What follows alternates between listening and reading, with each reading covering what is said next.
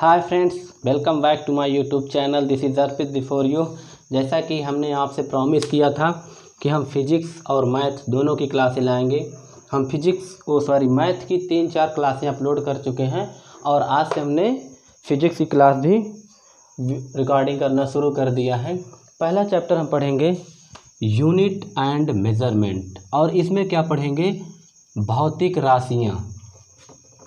इसमें हम पढ़ेंगे भौतिक राशियाँ। भौतिक राशियाँ होती क्या है, पहले हम ये जानेंगे। भौतिक राशियों को हम 2 भागों में बांट सकते हैं। पहला उन भागों में उसमें कि जिनका हम मेज़रमेंट कर सकें। कैसा? जिनका हम मेज़रमेंट कर सकें, जिनका यानी कि मापन कर सकें। जैसे कि 5 किलोग्राम चीनी, यानी कि चीनी की माप कौन कर रहा है? 5 किलोग्राम कर रहा है ना। तो जैसे कि 10 किलोमीटर की दौड़ की माप कौन कर रहा है? 10 किलोमीटर। यानी कि वे राशियाँ जिनका हम मापन कर सकें, और दूसरी वे भी राशियाँ हैं कि जिनका हम मापन ना कर सकें। जैसे कि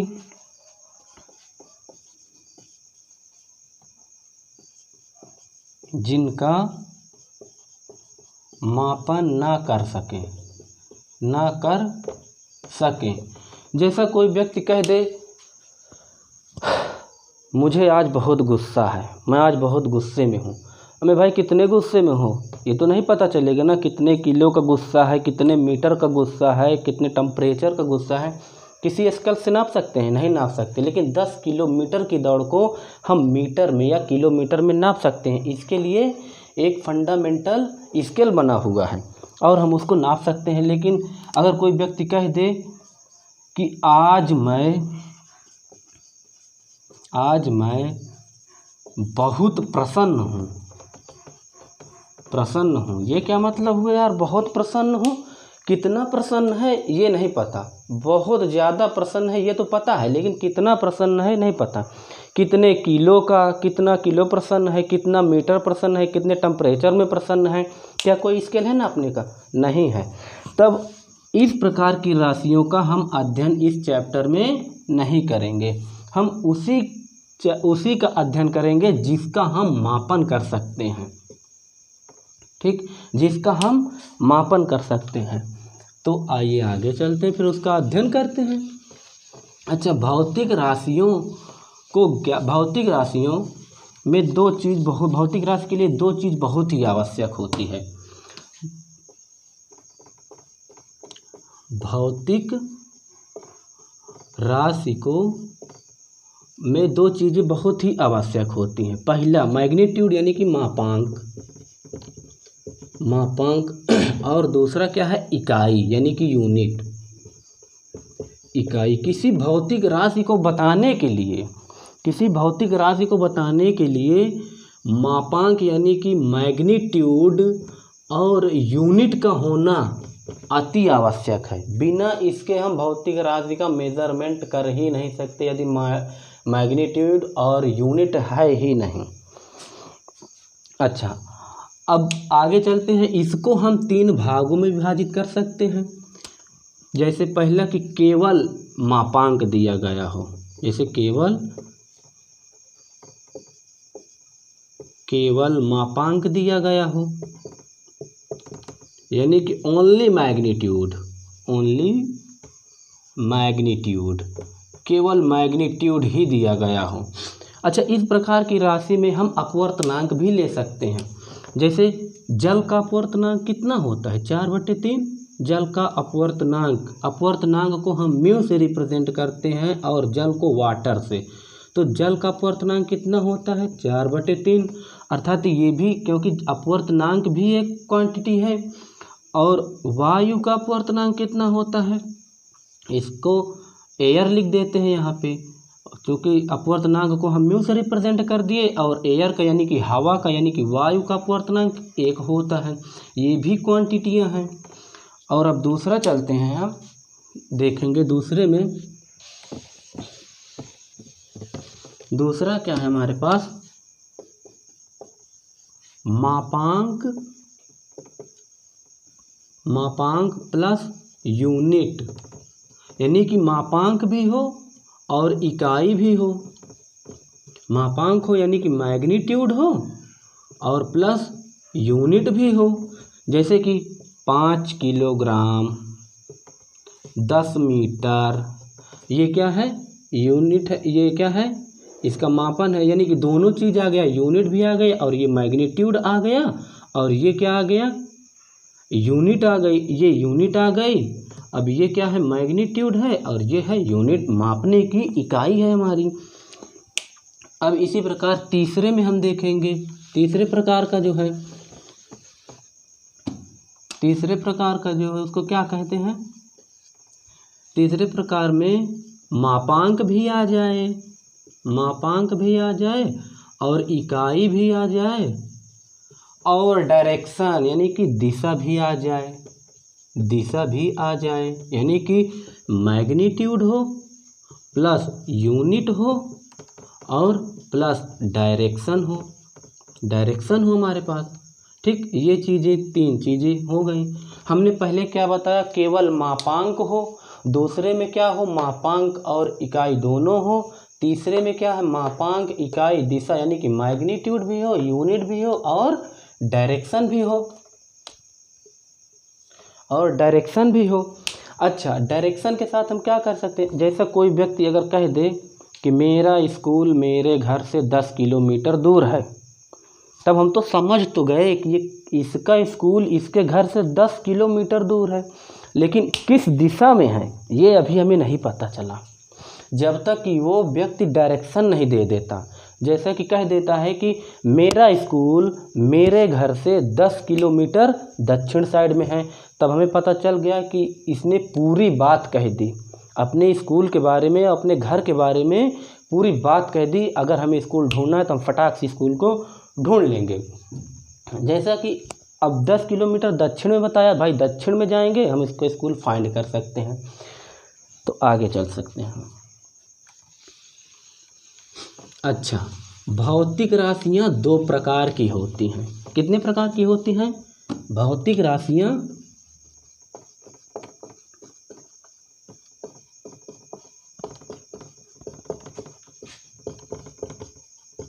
देयर आर 2 टाइप्स। भौतिक राशियां 2 प्रकार की होती हैं। पहला मूल राशियां और दूसरा क्या है, व्युत्पन्न राशियां। अच्छा, मूल राशियां क्या होती हैं? मूल राशियों को हम फंडामेंटल क्वांटिटीज कहते हैं इंग्लिश में, और व्युत्पन्न राशि को क्या कहते हैं, डेराइव क्वांटिटी कहते हैं। पहला क्या है हमारे पास, मूल राशियां। मूल राशियां, पहले हम इसके बारे में जानेंगे। ठीक, मूल राशियां वे राशियां होती हैं जो किसी दूसरे राशि पर निर्भर ही नहीं करती है, वो खुद पर डिपेंड होती है, किसी दूसरे पर डिपेंड नहीं करती है, वो अपने आप पर ही डिपेंड करती है। जैसे सपोज दैट कि अभी हम लोग अपने माता पिता पर डिपेंड हैं, क्योंकि वो हमें पढ़ने के लिए या कुछ कार्य करने के लिए पैसा दे रहे हैं, तो हम लोग क्या हैं, एक व्युत्पन्न हो चुके हैं, किसके लिए, अपने माता पिता के ऊपर निर्भर हैं, तो हम एक व्युत्पन्न इंसान हो चुके हैं कि नहीं। उसी प्रकार ये हमारी एक 2 राशियाँ भी हैं, एक मूल राशियाँ और एक व्युत्पन्न राशियाँ। पहले हम जान लेते हैं फंडामेंटल क्वांटिटी के बारे में। फंडामेंटल क्वांटिटी क्या है, फंडामेंटल क्वांटिटी। ठीक, अब हमने कहा कि वे राशियां जो खुद पर निर्भर करती हैं, किसी दूसरे पर निर्भर नहीं करती, अर्थात उसको किसी दूसरी राशि के द्वारा नहीं बनाया जा सकता, वो अपने आप में बनी बनाई ही होती हैं। जैसे कि मास, द्रव्यमान हो गया, जैसे कि द्रव्यमान हो गया, लंबाई हो गया, ताप हो गया, ये कई प्रकार के होते हैं। मूल राशियां 7 प्रकार की होती हैं। कितने प्रकार की होती हैं मूल राशियां? 7 प्रकार की होती हैं। 7 प्रकार की होती हैं। उनके नाम क्या हैं? उनके नाम, पहला का नाम द्रव्यमान है, जिसे हम मास कहते हैं। पहला द्रव्यमान हो गया, दूसरा लंबाई हो गया, एंड तीसरा क्या हुआ, ताप हो गया। 4th नंबर टाइम हो गया, 5वां ज्योति तीव्रता हो गया, 6वां विद्युत धारा हो गया और 7वां पदार्थ की मात्रा हो गई। तब हम देखेंगे, इनके नाम लिखेंगे सभी के। पहला क्या है,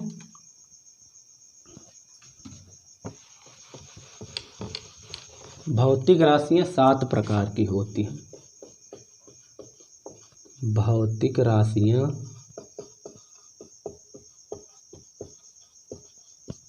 7 प्रकार की होती हैं।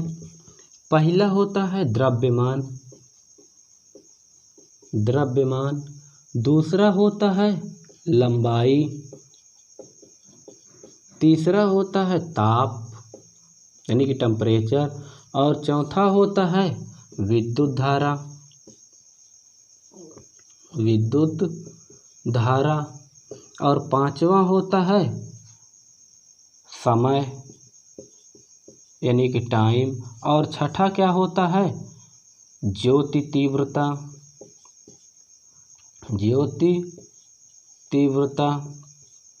और 7वां क्या हो गया, पदार्थ की मात्रा, पदार्थ की मात्रा होती है।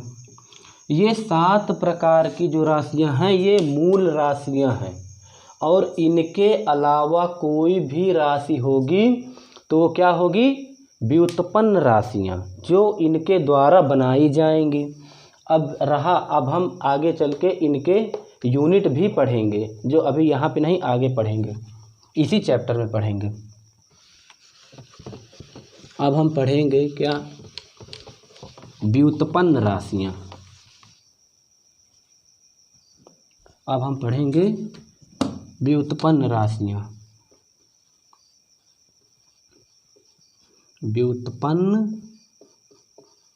व्युत्पन्न राशियां जिसे कहते हैं इंग्लिश में डेराइव्ड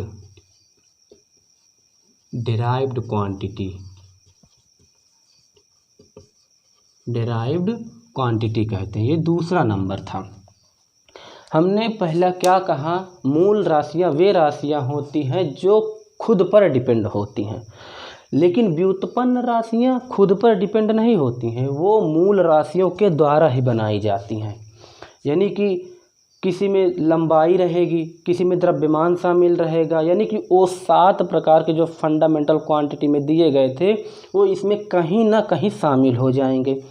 जैसे कि उन 7 को छोड़कर बाकी जितनी भी क्वांटिटी मिलेगी वो सब व्युत्पन्न राशियां ही होंगी।